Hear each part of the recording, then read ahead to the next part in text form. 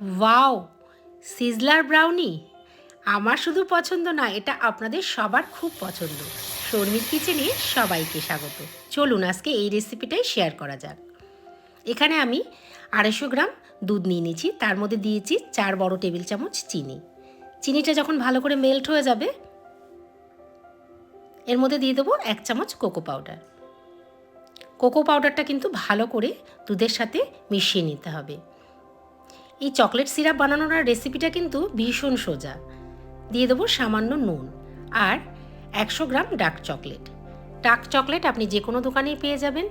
যদি dark chocolate জোগাড় করতে না পারেন, যে কোনো ডার্ক চকলেট দোকান থেকে কিনে ব্যবহার করে নেবেন। দেখুন চকলেটটা মেল্ট হয়ে গেছে। গ্যাসের আঁচ কিন্তু এই সময় একদম কমে রাখতে হবে, একদম স্লো। দিয়ে দেবো 2 চামচ বাটার। বাটারটা এই জন্য মেশালাম, বাটারটা মেশালে এই চকলেটটা ঠান্ডা হওয়ার পরেও জমে যাবে না আর এর মধ্যে একটা দারুণ গ্লেজ দেখা যাবে। সবার শেষে দিয়ে দেবো সামান্য একটু ভ্যানিলা এসেন্স। খুব ভালো করে মিশিয়ে ঠান্ডা করতে রেখে দেবো। এবার একটা সিজলার প্লেট গ্যাসে খুব ভালো করে হিট করে নেব। সিজলার প্লেটের পর এটা রেখে দিলাম। উপর থেকে একটু বাটার ব্রাশ করে দেবো।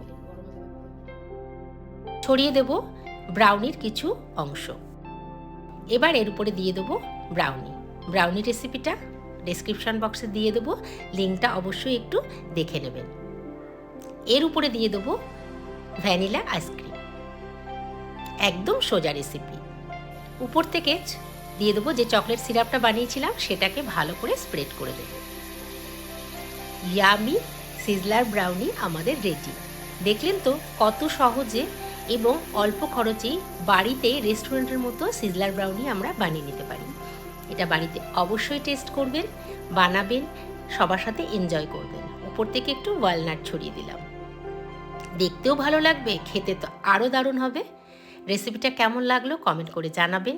যদি ভালো লাগে একটা লাইক দেবেন, সবার সাথে শেয়ার করবেন। আবার দেখা হবে আপনাদের সাথে।